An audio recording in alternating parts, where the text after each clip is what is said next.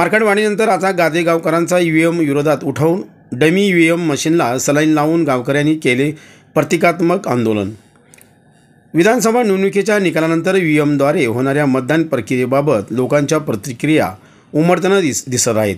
बऱ्याच लोकांमध्ये ईव्हीएमबाबत शंका व्यक्त होताना दिसत आहे। महाराष्ट्रातील विविध मतदारसंघात अनेक ठिकाणी मतमोजणी व झालेले मतदान यामध्ये आढळलेली तफावत आणि त्यांनी काही ठिकाणी आकडेवारीमध्ये झालेला घोळ यामुळे आता अनेक ठिकाणी या ईव्हीएम मशीनना विरोधात आवाज उठवला जात आहे। काल माळशिरस तालुक्यातील मार्केटवाडी गावाने बॅलेट पेपरवर गावात फेरमतदान घेण्याचा प्रयत्न केला। प्रशासनाने हस्तक्षेप करत व गुन्हे दाखल करण्याचा दबाव टाकल्यानंतर गावकऱ्यांनी या मतदानापासून माघार जरूर घेतली, परंतु प्रशासनाने केलेल्या दबावामुळे याची चर्चा राज्यभर झाली। आता याचाच प्रतिक्रिया उमटत आहेत।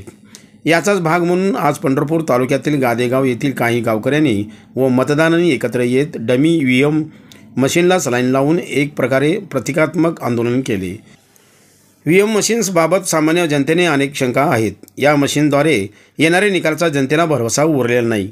शिवाय राज्यात ठिकठिकाणी या मतदान प्रक्रियेतील आकडेवारीनंतर चुकीच्या आकडेमोडीमुळे तर जनता आणखीन संभ्रमात आहे। मशीन ही शेवटी मशीन्स असतात, त्याला मानव कशावरून ऑपरेट करू शकणार नाही आणि जर जनतेने दिलेले मत त्याच उमेदवाराला जाते की नाही याबाबत जनतेला संशय निर्माण झाला आहे। या मशीन्स जर जनतेच्या निरसन करू शकत नसतील तर अशा मशीन्सलाच उपचाराची गरज आहे। म्हणून हे प्रतिकात्मक आंदोलन आम्ही सर्वजण करत आहोत। सामान्य जनतेला आता ईव्हीएम मशीन्सबाबत गॅरंटी उरलेली नाही। यामुळे मशीन्सबाबत सामान्य जनतेला तीव्र नाराजी दिसून येते। मार्केटवाडी हे एक उदाहरण आहे। महाराष्ट्रात अशा असंख्य गावे आहेत जी फेरमतदान व मतमोजणीस उत्सुक आहेत। लोकांच्या मनातील संशय वाढणाऱ्या घटना ईव्हीएमच्या माध्यमातून घडल्या आहेत।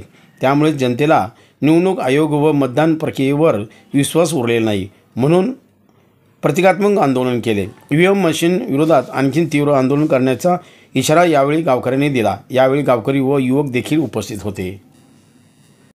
खऱ्या अर्थाने विधानसभा निवडणुका पार पडल्या, त्याच्यामध्ये जे निकाल लागले ते सामान्य मतदारांना अजिबात न पटण्यासारखे आहेत। त्यामुळं सामान्य मतदारांमध्ये ईव्हीएमच्या बाबतीत अतिशय संभ्रमावस्था आहे। ईव्हीएममध्ये नेमकं मत टाकतो आपण त्यालाच मत जातं का, ही लोकांमध्ये आता शंका आहे।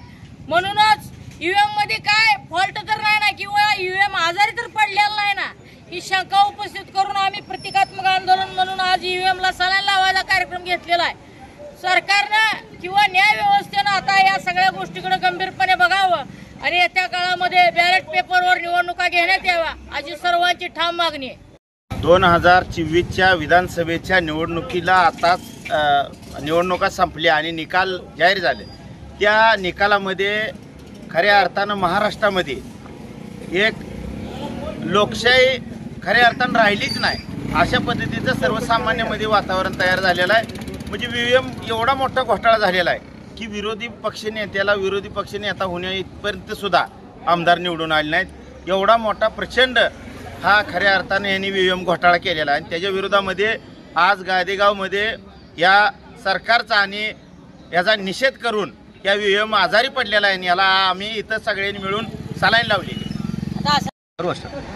नुकत्याच झालेल्या विधानसभा निवडणुकीमध्ये खऱ्या अर्थानं या महाराष्ट्रामध्ये वातावरण फार वेगळं असताना एक हाती सत्ता महायुतीला कशा पद्धतीनं मिळाली हा संपूर्ण महाराष्ट्र बघत आहे।